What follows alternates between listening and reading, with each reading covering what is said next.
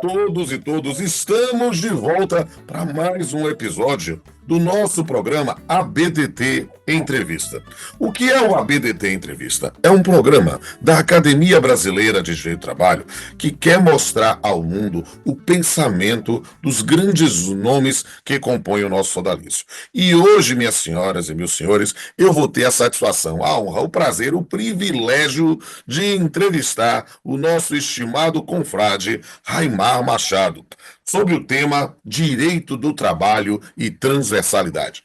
Meu estimado confrade Raimar, seja bem-vindo ao ABDT Entrevista. Muito obrigado, Pamplona. É um prazer muito grande, uma honra para mim estar aqui e espero poder atender às intenções deste episódio, desse programa, né, dando, vamos dizer assim, algumas posições a respeito desse tema, modestas, né, porque sei que tem muitas pessoas por aí que dominam essas questões. Gostaria, assim, de dar essa contribuição, então, cumprimentando desde logo a todos que nos assistem. É isso aí, meu amigo. E eu quero logo que você já traga de cara.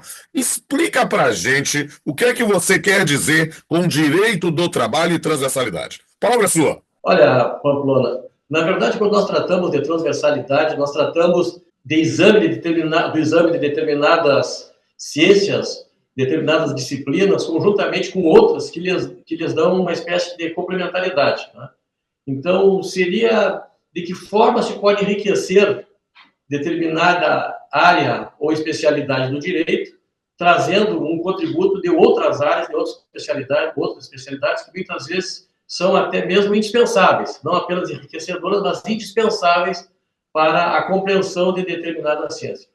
E o direito do trabalho... Isso é sensacional, até para mim, no meu lugar de fala, de ser professor de Direito Civil e trabalhar isso, ou do nosso confrade Guilherme Guimarães Saliciano, que é doutor em Direito Penal, e temos vários confrades que atuam na seara processual, na seara previdenciária. Explique mais aí para gente. Pois é, tu citaste aí três disciplinas, nós vamos chamar de ciência, porque a grande ciência aí seria o direito em si, mas tu citaste algumas disciplinas que estão diretamente vinculadas ao direito do trabalho, né?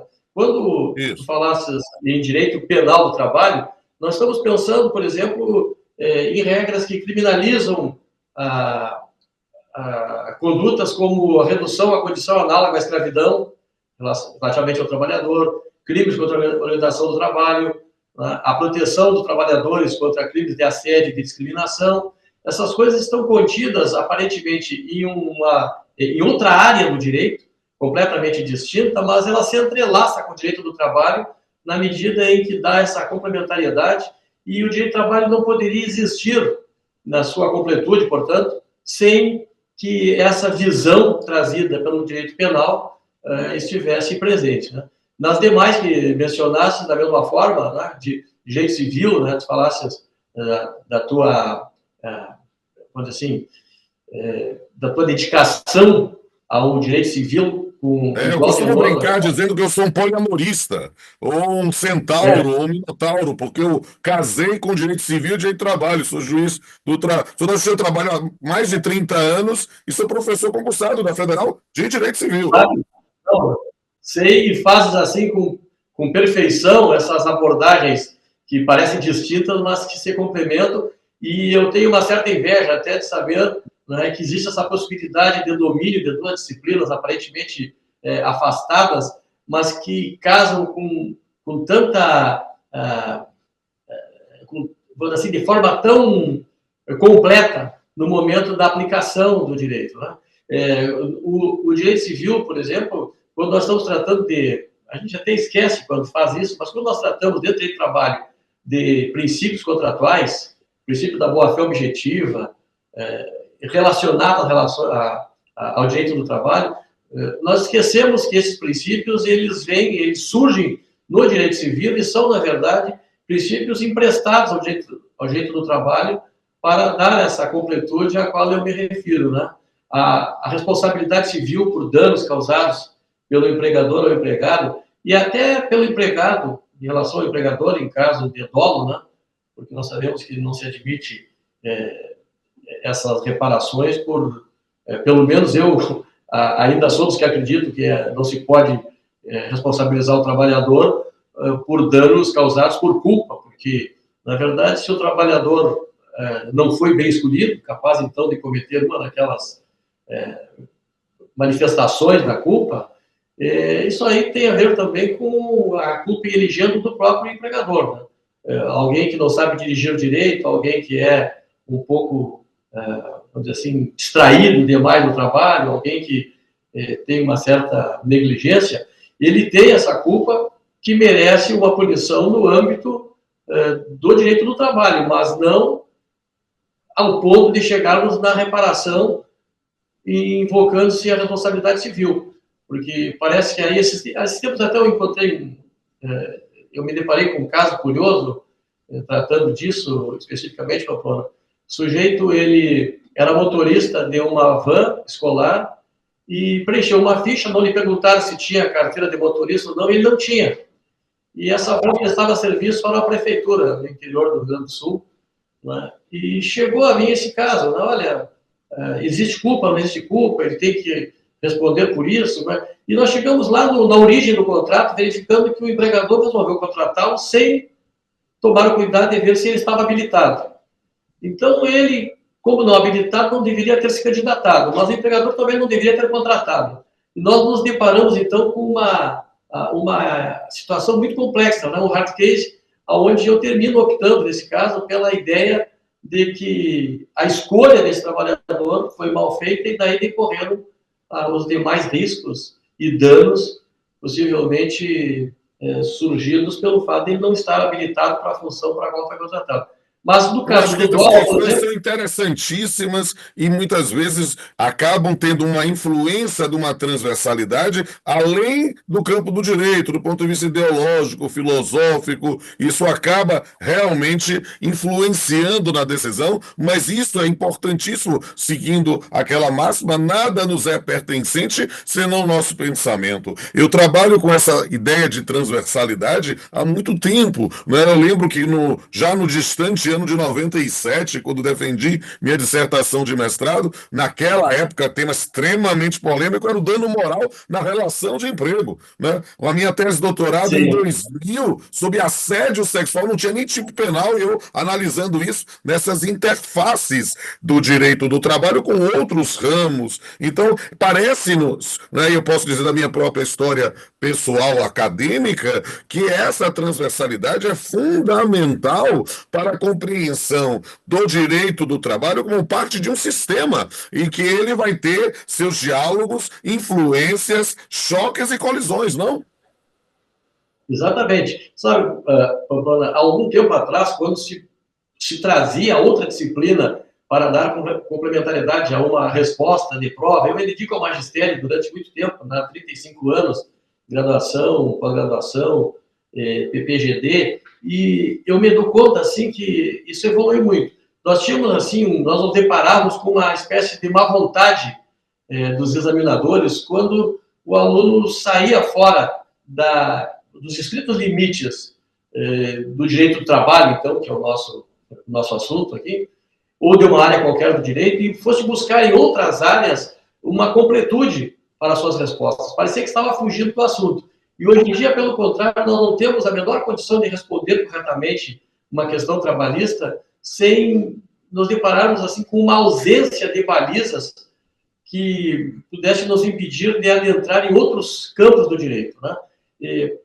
Se tu verificares hoje em dia um escritório de advocacia, por exemplo, que tenha diversas especialidades, tu perceberás como é mais rica a atuação dos profissionais que contribuem reciprocamente e dão a contribuição recíproca para que as questões de umas áreas sejam resolvidas com esse tempero trazido pelas outras áreas. Um escritório que tem, por exemplo, uma especialidade no direito civil, ela resolve com muito mais, e tu és a pessoa que pode me dizer se eu estou certo ou errado quando afirmo isso, resolve com muito mais propriedade questões trabalhistas, porque um pedaço da compreensão do direito do trabalho está lá repousando no direito civil, né?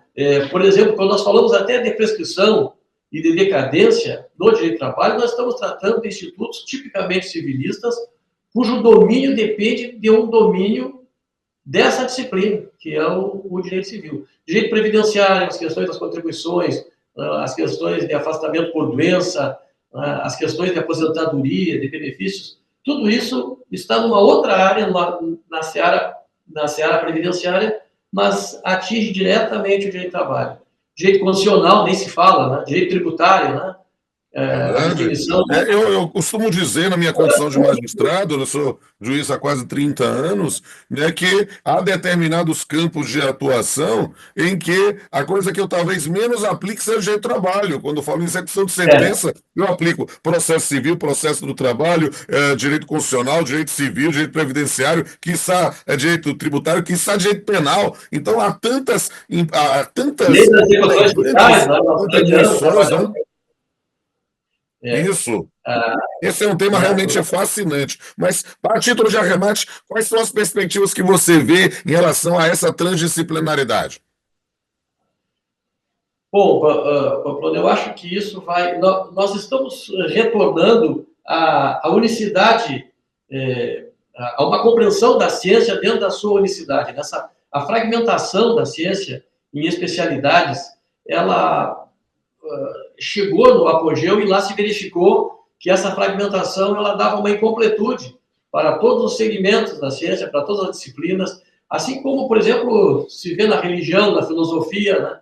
Em tantas outras áreas. A fragmentação, ela, na verdade, é uma maneira de reduzir a compreensão dos problemas e a compreensão dos aspectos científicos envolvidos na política, no direito, na filosofia, né? Então, quando isso se reúne, se aglutina novamente, nós temos uma ideia de que as coisas voltaram para um lugar onde nunca deveriam ter saído. Eu costumo Verdade. é muito curioso, assim, tem um colega italiano que trabalha com direito fraterno, e é professor bem conhecido aqui, o Eligio Resta, até nós fizemos um livro em homenagem a ele no ano passado, e o direito fraterno, a princípio, não tinha muito a ver com o direito do trabalho. Né? Inclusive, ele não pensou em direito do trabalho quando escreveu essa obra monumental, que é o Direito Fraterno. E um dia eu perguntei para ele, por ocasião desse evento, do lançamento do livro, perguntei para ele se ele entendia que era cabível o direito do trabalho. Ele me disse, olha, eu nunca pensei nisso. E lendo-se a obra se percebe que, de fato, ele passou ao largo. Mas isso aí me parece plenamente factível. Porque a fraternidade no direito é uma necessidade, né? Tirar do direito aquela ideia de litígio, de briga, uma judicialização em que alguém saia derrotado e o outro saia vencedor, quando a fraternidade nos imporia sempre a busca de soluções que fossem compatíveis com o direito, só a injustiça seria perdedora aí, e os debatedores sairiam cada um com um grau de satisfação cabível para o caso, né? E tu vê, nós tiramos isso do direito fraterno, que tem aspectos filosóficos, aspectos sociais, aspectos de direitos humanos, bem acentuados, para trazer para uma área do direito para o qual isso não foi pensado. Então, acho que a recriação dessa interdisciplinariedade, dessa transversalidade, essa recriação permanente, Pamplona, tem a ver, inclusive, com questões de caráter científico. Eu encerro te dizendo o seguinte, se nós pegarmos, por exemplo, a inteligência artificial aplicada ao direito do trabalho, nós vamos nos deparar com determinadas coisas assim terríveis que têm acontecido, porque a inteligência artificial ainda não pode substituir e talvez nunca vá substituir o ser humano, né? E às vezes até essas coisas erradas que aparecem, decisões, petições, textos, decorram especificamente da falta da capacidade de fazer as perguntas certas da inteligência artificial. Eu vi recentemente aí, não vou falar em casos específicos, mas era um texto jurídico que estava totalmente errado porque a pergunta teria sido mal feita e se pegou aquilo da inteligência artificial e se utilizou dentro de um processo. E a gente pega na filosofia, por exemplo, o grande problema da filosofia para Wittgenstein seria o problema relacionado com o desconhecimento da fórmula das perguntas. A falta de sabedoria para a formulação das indagações extinguiria a filosofia, segundo ele, porque tu não pode ter uma resposta filosófica adequada se tu não sabe perguntar. E hoje em dia, no direito, nós estamos nos deparando exatamente com esse problema, fora da seara filosófica, onde há uma transversalidade também, evidentemente, e estamos nos deparando exatamente com o problema da tentativa de geração de respostas na área do direito e no direito do trabalho com muita frequência, sem que saibamos exatamente como formular as perguntas. Então, tu vê que parece que as coisas andam em círculo e num grau de integração cada vez maior. Né? Eu acho que nós temos agora, estamos diante de um momento em que vamos aprender a formular as perguntas, e por isso eu digo que o estudo do direito analógico se torna cada vez mais necessário, ao contrário do que alguns pensam, né? Tem gente que pensa que agora o direito é totalmente digital. Não. O direito analógico ele é necessário porque, sem o conhecimento do direito, o operador sequer pode fazer uma pergunta para uma máquina ou dar um comando para uma máquina. E esse é o momento que se aproxima, né? O momento em que nós vamos exigir um conhecimento a cada dia maior para utilizar um conhecimento analógico para a utilização dos mecanismos digitais que são colocados à disposição dos operadores. Aonde isso vai parar, não sei, mas eu creio que a visão de momento é essa. Né? Isso valoriza, evidentemente, o estudo do direito, a escrita. Esses dias li um artigo em um jornal importante, o Estado de São Paulo, em que o articulista dizia que o direito analógico já não tinha mais espaço, né? Quer dizer, não vale mais a pena estudar direito. Mas não é assim. Né? Para usar desse instrumental, nós precisaremos dominar o conhecimento jurídico na sua plenitude. Não digo que eu domine, mas eu sei que eu devo fazer isso.